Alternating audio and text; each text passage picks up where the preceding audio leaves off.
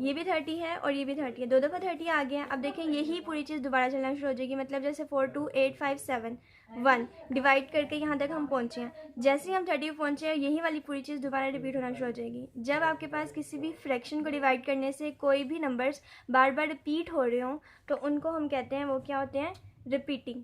ठीक है जी। अब देखें यहाँ पर अगर हम इसको मज़ीद डिवाइड करना शुरू करेंगे 30 से तो दोबारा क्या आ जाएगा, यहाँ पे 2 आ जाएगा। ठीक है, या फिर उसके बाद 8 आएगा, फिर 5 आएगा, फिर 7 आएगा, फिर 1 आएगा, फिर दोबारा 4, वही चीज़ रिपीट होगी। तो ऐसा फ्रैक्शन जिसको डिवाइड करने से ख़त्म भी ना हो रहे हो और आगे रिपीट हो रहा हो, एक ही जैसी चीज़ बार बार रिपीट हो रही, तो ऐसे को क्या कहते हैं हम, रिपीटिंग। ठीक है, उसके बाद आप देखो 4/5 है, इसी का अगला पार्ट है 4/5। अब आप 4/5 को डिवाइड करते हो तो आपके पास आता है 0.8। अब आप देखिए 0.8 बिल्कुल ख़त्म हो रहा है, टर्मिनेट हो रहा है। जो टर्मिनेट हो जाएगा ना, ज़ाहिर बात है वो रिपीट तो होगा नहीं, तो वो हमारे पास ना ही रिपीटिंग होगा ना ही नॉन रिपीटिंग होगा। ठीक है, तो हम उसको कहेंगे कि ये कुछ भी नहीं है, नन है। ठीक, क्योंकि ये फिक्स है, ख़त्म हो रहा है। बात तो तब होती ना कि आगे चलता और इसके एक जैसे लफ्ज़ रिपीट होते, यानी कि बार बार अगर 8 आ जाता या बार बार 81 रिपीट होता तो हम कहते हैं कि हाँ जी ये क्या हो रहा है, एक जैसे लफ्ज़ दोबारा आ रहे हैं। लेकिन ना यहाँ पे एक जैसे लफ्ज़ दोबारा आ रहे हैं, ना ही आगे चलते जा रहे हैं, दोनों में से कोई भी नहीं है, इसलिए हम कहेंगे ये क्या है, नन। ये वाला क्वेश्चन देख लें 6/8। इसमें भी आपको नज़र आ रहा है कि 0.75 पे रुक गया है, ना रिपीटिंग है ना नॉन रिपीटिंग है, ये दोनों में से कुछ नहीं है, तो हम इसका आंसर क्या लिखेंगे, नन। इस तरह से बाकी क्वेश्चन देखें 11/12।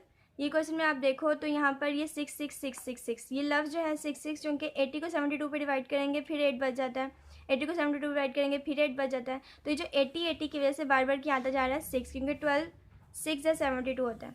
6 जो एक लफ्ज़ है जो बार बार रिपीट हो रहा है, इसकी वजह से हम क्या कहेंगे, ये रिपीटिंग है।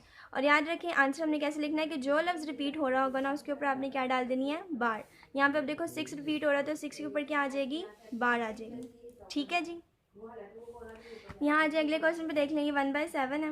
1/7 भी क्या है, रिपीटिंग है। क्यों, क्योंकि अब देखो 1 4 2 8 5 7 ये हमने पूरा सॉल्व किया। जैसे हम 7 के आगे दोबारा सॉल्व करना शुरू कर रहे हैं तो वो 1 से दोबारा अपनी वैल्यूज़ को रिपीट कर रहा है। तो ये जो पूरा इतना हिस्सा है 1 4 2 8 5 7 ये रिपीट हो रहा है, इसलिए हम जब आंसर लिखेंगे तो चूँकि जो पूरा फैक्टर रिपीट हो रहा होगा, जितने भी नंबर रिपीट हो रहे होंगे वो सारों के ऊपर क्या आ जाएगी, बार।